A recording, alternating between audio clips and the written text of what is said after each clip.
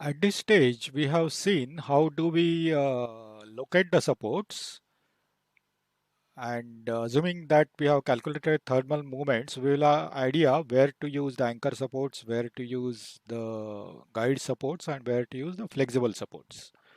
So if you have to give flexible support, you should know how to select them from manufacturer's catalog. So let's see that now. So as we have seen previously, there are two types of flexible support. One type of support is that of constant spring support, where the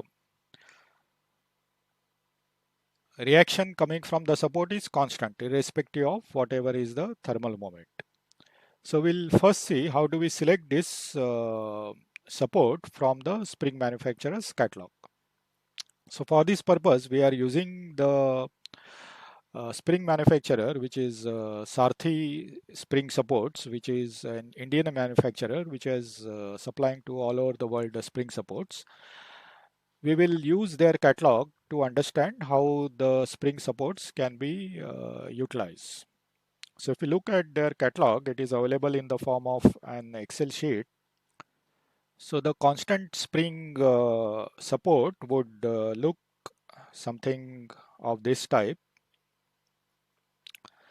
So in this catalog, we are having the columns, the first column, the size column, the leftmost column, it indicates the size or the model of the hanger, and horizontal axis, that 40, 50, 60, what you see, those are the values of total travel. That is how much thermal expansion your support has to undergo, within which the load has to be constant. So these two numbers need to be known. And how this table is to be used is given in the slide, which are going to show now. So we are looking at the selection of constant spring hanger. So in order to proceed with the calculation, first we have to calculate the actual travel of your support. That is, if you take the example that we have done previously, let's say we want to design this support H2, or we want to select the hanger corresponding to support H2, we should first calculate what is the theoretical displacement at this location of the support. So at the location of the support, from the temperature distribution, you can calculate how much will be the transverse moment of this pipeline. So that would be a number that will start as a starting point. So once you calculate this actual travel, you need to increase it before you start selecting it from the spring manufacturer. Why we need to select is because the spring manufacturer has designed the hangers for a certain range of displacement, the load will remain constant. So whatever is your theoretical range, you intentionally make it more so that the hanger you select will operate to the best extent throughout your operating range of the support. So the increase is done is up to about 20%. So you increase it by 20%. At least by 25 millimeter, you increase your theoretical range. So if your theoretical range is, for example, 10 millimeters, 20% of that will be 2 millimeters. So you increase either by 2 millimeters or by 25 millimeters, higher of the two. So with this, you will get the total range that one need to work with. If you remember the catalog, the first column was the different models of the spring hanger, and the horizontal axis there were the travel of the different spring hangers were given. So in this travel, you locate your travel, what you did in the first case, so that you locate the travel in this particular hanger. So in this case, there will be different numbers would be given. We'll take one example which will illustrate this. So you locate your travel range and you keep on moving down. So if you go down in each of the cell, you will find different numbers would be written. So these number indicate the load, the constant load which that particular model, so a particular model X would take this much value of constant load. So that is what it indicates. So keep on searching till the time you find a cell which has got a value of load which matches with the operating load at that particular support. So at the support, we first need to know how much is the displacement and how much is the reaction, or what is the load which is coming there. So we'll use the displacement to locate the column here and the load to locate the row here. And using this scheme, we can calculate or we can identify which model we will have to use. So you will not obviously get the exact load that you want. So the manufacturer recommends that within plus or minus 10%, if you whatever load you obtain here, that is within plus or minus 10% of your operating load, then that model should be okay for your purpose. And if your travel happens to be not just like load, the travel also may not exactly match with those specified in the table. So in that case, you can interpolate between the two columns of this particular table. And then once you select the hanger, you will get its drawing and then see that whether you can fit in the available space in your layout. So let's take an example which will illustrate this particular case.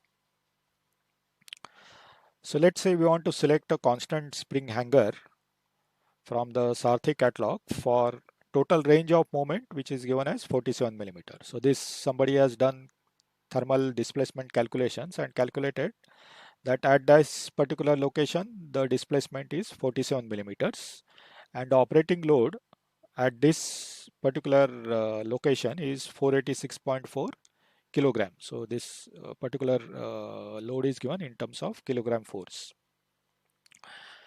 Now we'll follow the steps what we did in the previous slide. So first we'll have to increase this 47 millimeter whatever we have calculated, that we need to increase.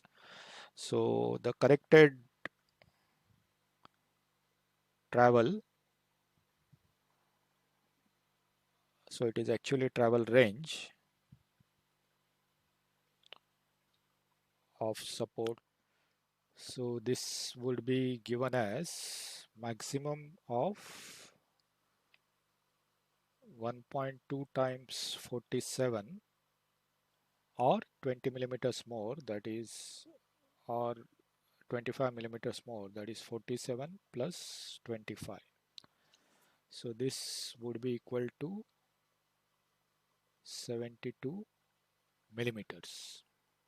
So we have now the load, operating load as 486.4 and corrected travel as 72 millimeters. So we have to go into the catalog of the spring manufacturer, locate these two numbers and find out the model which is suitable. So we have opened the catalog.